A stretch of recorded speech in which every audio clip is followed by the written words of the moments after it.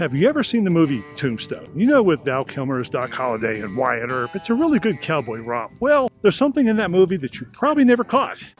I'm your Huckleberry. There's a moral, a lesson, an Aesop's fable, if you will. And it's something that I'm learning today in the best of all places. I'm in the middle of Tombstone. So, even though my favorite character in the movie was Doc Holliday, and of course, why wouldn't it be? This video is actually about Wyatt Earp. The true story, the story they actually portrayed in the movie as well. You look like somebody just walked over your grave. He had a big epiphany later on in life. That's kind of the story that, well, I want to talk to you about today. But first, we need to go see what's left of this old town.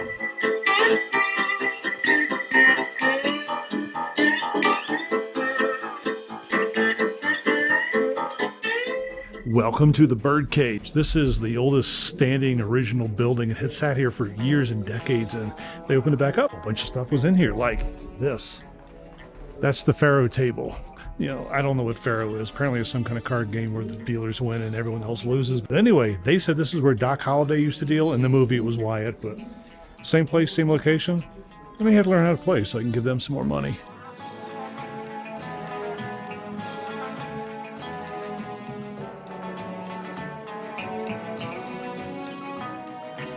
I find it absolutely fascinating that they used to have glass-sided hearses. Can you imagine in modern times if you just stuck a body in one of these things, traipsed down Main Street? It'd be quite the spectacle. Back then, I guess, maybe that was the whole point. They didn't have anything else, no internet. They had to have a spectacle. I think it suits me.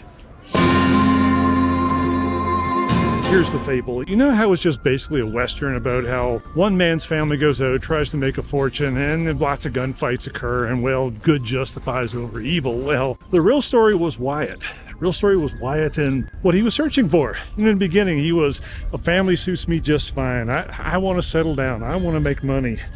And then what he finally discovered was he actually wanted something else. Okay, I may have made a bad hat choice. This thing, he's a little floppy. I think I know why he was on the discount table. Well, the bad man got a free ride up to Boot Hill.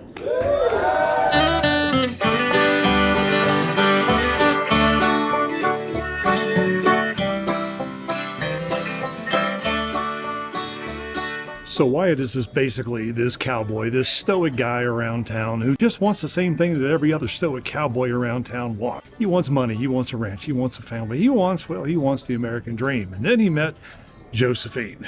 Are you happy? Happy? Well, I don't know. Happy as the next man, I guess. Somebody who was the polar opposite of what he was. All of a sudden he saw something that he never quite considered before. Everything changed after that.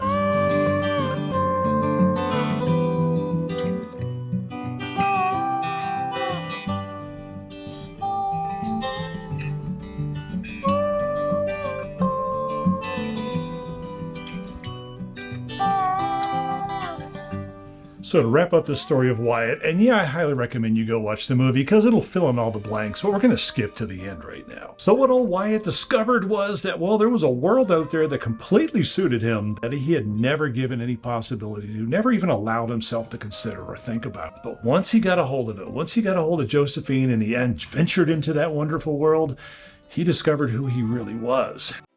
I have nothing left. Nothing to give you. I promise I'll love you the rest of your life.